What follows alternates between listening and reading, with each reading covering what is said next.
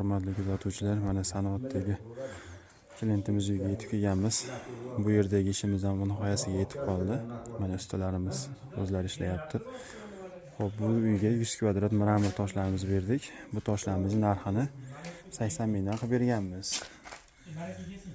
Xo'p, bu fasad necha pulga tushyapti deganlarga, bu fasadimiz toshlarimiz 80 mingdan, usta haqqi 70 mingdan qatiryapti. 150 mingga xizmat haqqi bilan tosh mahsuloti bo'lsa,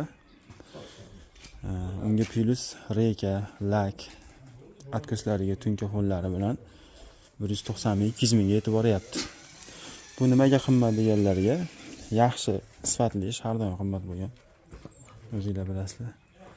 Mana chetlariga mana bunaqangi tunka fon bilan yopiladi hali.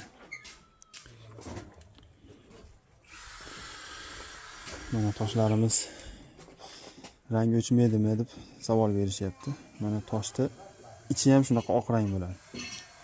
O'shaning uchun rangi o'chmaydi. Bu hali laklanmagan holati. Mana bu divolni o'zi shlakabloyda bo'lgan. Juda ham mustahkam bo'lib qatyapti. Mana bunaqangi tor joylarga ham ustanovka qilsa bo'ladi buni. Biroz mayda ish, lekin ustakalar eplayapti o'zlari.